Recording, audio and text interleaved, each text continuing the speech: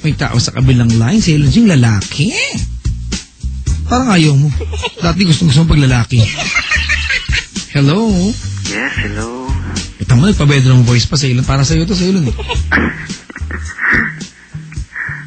Hello? Yes, hello po. Ayan, sino ka po? Si Mr. Jeff. Mr. Jeff? Wow. Mr. Jeff? Yes. You can call me Mr. Jack. Wow. Oh, parang ginaganahan ka, sir. Mr. Jeff? Yes. Ilan taong ka na? 22. 22? Anong ginagawa sa buhay? Sa ngayon, nag-apply pa lang ulit kasi natatapos na rin yung contract ko ngayon sa SM kasi nag-work. Anong trabaho mo dun? Ano po? Promodizer. Dicer. Opo. Okay, sige. At may asawa na? Parang gano'n na rin. Ano ba yun? Ano may parang ganun? Okay.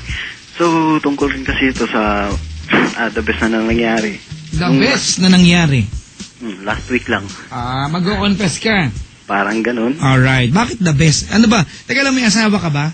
Wala pa naman po. Ay, parang ganun ka mo kanina. Anong ka mo parang ganun? Hindi, maganda kasi yung nangyari. Kwento mo ako, dali. Last week nangyari to? Opo. Aha, alright. Last week. Sino yung sangkot dito ka? Ano-ano mo?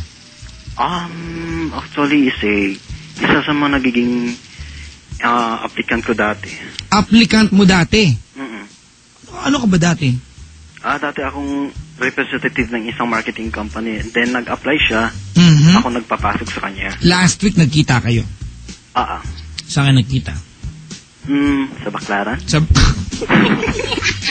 Basta sa Baclaran? Sa may bandang McDonald's. McDonald's sa Baclaran? Lapit simbahan? Parang ganun. Yung mga tapat na mga tiyanggi-tiyanggi. Parang ganun. Ayan, ako po. Sa McDo? Bakit kayo doon nagkita? Kakain kayo ng chicken nuggets, no? Hindi lang. Ano? Galing siya na, province. Province? Ang probinsya? Cavite. Sobrang mga province naman ko. Province ba yung ba Cavite? Sabagay, some parts, di ba? Anong part ng Cavite? Tanza. Okay. So, nagkita kayo doon. Niyaya mo siya. Parang gano'n na rin. Bakit? Anong motibo mo? Hindi, kasi matagal na rin kasi hindi nagkita since nung nirecruit ko siya. And then almost 5 months na rin. So, bakit mo siya niyaya magkita kayo? Ano yung motibo mo? Kasi, anong tawag doon? Nagpakita rin naman siya ng admiration sa akin. Tinatanong ko, ano yung motibo mo? Ba't nakipagkita ka? Paikot-ikot ka na naman. Nakalimutan ko yung mukha niya Ba't ka nakipagkita sa Baclaran? Ayun, wala kasi hindi naman niya kasi kabisado yung Manila. Sabi ko sa niya, sige, sundo na lang sa Baclaran. Bakit? Ang kulit naman nito. Bakit mo nga siya niyaya magkita kayo dun? Wala lang, gusto ko lang gumala. Tapos sabi ko sa niya, pwede ba kasama kita? Sabi niya naman, oo. Yan. Nagkita kayo doon, ano unang ginawa ninyo? Nung pagdat niya doon, na-shock siya kasi hindi niya akalain na after 5 months magkikita kami ulit. Doon ba't pa siya na-shock? Baka daw i-Indian ko siya. Ganon. O sige. Tapos nagkita kayo doon sa McDonald's. Ano ginawa niyo una? Tapos yun, kumain na kami. Oo. Siya nagbayad. Ha? Bakit? Gusto na niya raw siya magbayad. Siyempre, pabor na rin naman sa akin. Kahit pa paano makatipid man lang ako. Siya nagbayad. Pinabayaan ko na lang. Tama. Tapos namin kumain. Tapos sabi ko sa niya, sige, punta na lang tayo sa bahay. Sabi ko ganun. Sa inyo? Anong gagawin niyo doon? Hindi, pasya lang daw doon. Kahit paano makikita mo yung tirahan ko. Okay. Sino ba kasama sa bahay? Mag-isa lang. Solo? Sabi ko. Motibo, no? Sumama ba siya? Sumama naman siya. Then, after nun, nung nasasakan pa lang kami, mahigpit na yung kapit niya sa akin. Ano ba sinakyan nyo? Jeep. Mahigpit ang hawak niya. Sa nakakapit? Sa bewang ko. Sa baywang? Mahigpit ang yakap niya. Oo nga eh. O, describe mo nga siya, ano itsura niya? Mataba payat? Hindi naman, natural lang. Ano yun? Katawan ng kalabaw. Ano natural? Hindi naman siya as in payat. Hindi naman siya mataba. Siksik. Hindi naman. Liglig. Umaapaw, ha? Medyo mataba siya, pero hindi siya tabain naman. Ang gulo mo naman. Kaya mo na, sige na. Okay, sige. Sino ka mong artista? Ceylon Ching. Hindi ko pa nakita. Tao ba yan? Sino?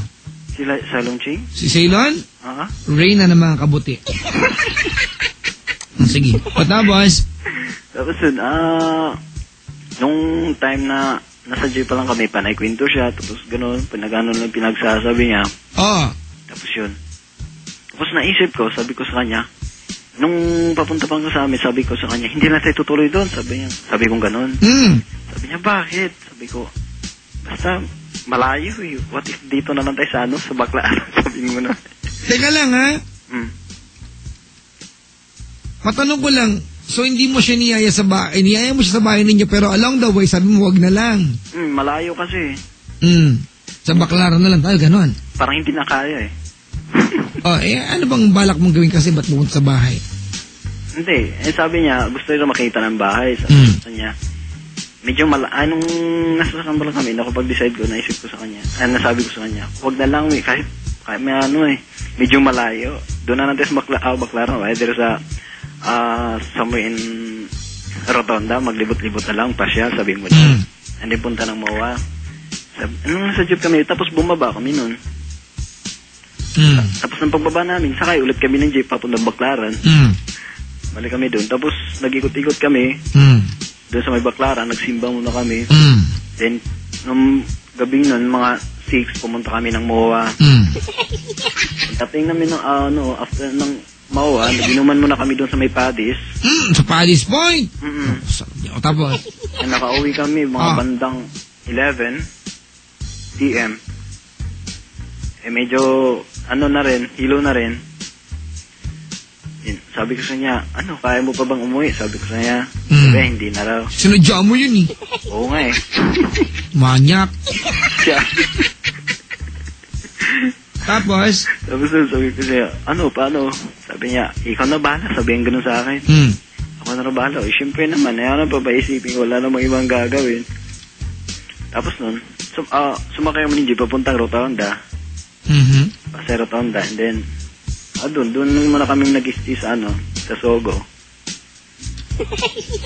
Nagbanggit pa. Bahay na walang kusina na lang. Ganun ba yun? Parang ganun na rin po. Tapos shortcut. Nandun na kayo. Opo. Ano unang ginawa mo sa kanya? Siyempre, pinahigo ko muna siya, tapos... Pinahiga ko siya kasi parang hindi niya na kayang lumakad. Dapat pinahiga mo siya. Saan sa kama? Diretso na. Tapos? Tapos nung pinahiga ko siya, naligo muna ako. Tapos nung naligo ako, doon mo na siya, hindi nga siya nagising eh. Naligo ka? Siya hindi naligo? Hindi. Tapos nung naligo, after na naligo ko, pinunasan ko muna siya. Kahit pa paano may masmasan man lang. Tapos yun, hindi naman siya masmasan. Hindi masimas. Ayun. Napasarap tuloy yung tulog niya. Tapos nangyari yun. Yun nga, pinahiga ko siya ng maayos kahit paano man lang hindi mabali yung batok niya. Kasi hindi maganda yung pagkahiga niya eh. Pinayos ko muna siya. Yan, Tapos nung naisip ko, mahirap naman siguro kung nandito kami, magro-rosaryo lang. Ang damay ka pa ng rosaryo, Ano ginawa mo sa kanya? Tapos yun, inalikan ko muna siya. Nang wala siyang malay. Wala. Bantay sa lakay ka. Tapos? Tapos nun, hinalikan ko siya. bigla siyang gumalaw. Gumalaw? Ano sabi niya? Wala naman siya. Parang ganun. Ano mo? Hindi naman. Ano naman diba? Sabi niya. Parang ganun na rin, Kunin kita. Hindi naman. Kailangan ko. Anong ginawa niya? Tapos after nung gumalaw siya ng konti, gumalaw na rin yung kamay ko. Gumalaw din? Ano sabi mo? Multo kayo, no? Tapos? Unti-unti na rin bumababa yung kamay ko. Tapos? Binuksan ko, tinanggal ko yung pants niya. May malay siya nun? Wala pa. Wala? Oy, nako pre, may kaso yan. Ano naman? Diba, sa ilonching, di ba? Tapos? Tapos nung binuksan, nung tinanggal ko yung pants niya. Hindi pa nagising? Hindi pa nagising. Why? Tapos yun, nung natanggal ko niya yung pants niya, yung nabad ko na rin yung t-shirt niya. Tapos nung sinakyan ko na siya, doon na siya nakamalay. Sinakyan mo? Sabi, kiyapo kayo dyan, baklara kayo dyan, Dalawa na lang po, alis na buhay tayo. Driver na lang, alis na buhay tayo. Mapapadyak manyak ang collar mo. Oo nga.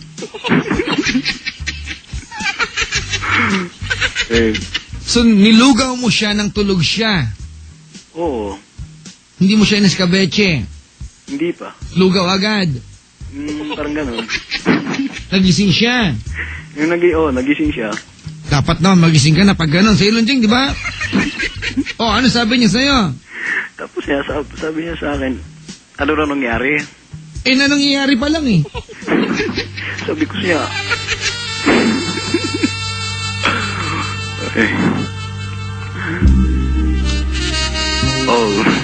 Ano sabi mo sa kanya? Sabi ko sa kanya, di ba ito na yung gusto mangyari mo? Ito yung gusto mong mangyari. Siya pa yung may gusto niya?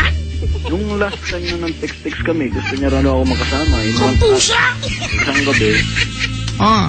Tapos yun, ginawa ko na rin sa kanya yun. Ano sabi niya? Thank you, ganun. Hindi siya sumagot. Tapos siya na yun naman yung humalik sa akin. Yun.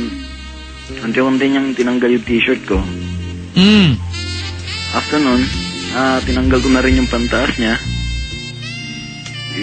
Pumayag naman siya. Hanggang sa tinanggal niya rin lahat ng damit ko. Pati pambaba. Tapos yun, isa rin palang manyak. Bakit? Mas malupit pa nga eh. May ginawa siya sa'yo. Parang gano'n na rin. Sinarsyado ka ba niya? Sobra.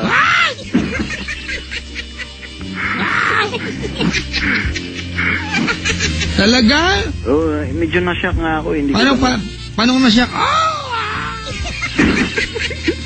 Paano ka na-shock? Napapikit na lang ako. Tapos naisip ko, kung manyak ako, mas manyak pala itong kasama ko.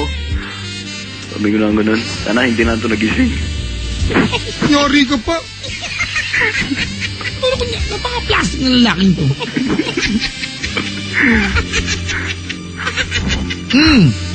Tapos nun, after niyang ginawa yun, ako naman kumilos para sa kanya. Iniskabeche mo? Ano sabi niya? So, hindi na nga nakapagsalita eh. Bakit? Ayun, lumiyad na lumiyad. Wala siyang masabi. Tapos, sabay sa bunot ka sa ulo ko. Sabi niya, gusto nga niya eh, na tigilan ko na raw yun. Ayaw ko naman tigilan agad. Ano tumigil? Sabi niya, tama na raw. Oo nga, pag sinabi tama na kasi. Kung ano yung ayaw, yun yung ginagawa eh. Ako, may nangyari sa inyo? Parang gano'n. Kayo pa rin ba hanggang ngayon? Naging kayo ba ang tanong? Oo. Kayo pa rin ba? Pag sumumpa ka, hindi mo naman gagawin, ulitin mo pa. Gagawin pa naman. Sigurado ka? Susumpa tayo, hindi mo na ulitin to, ha? Hindi na uulitin, malabo naman yata yun. Yun nga, ba't susumpa pa, hindi uulitin mo rin pala.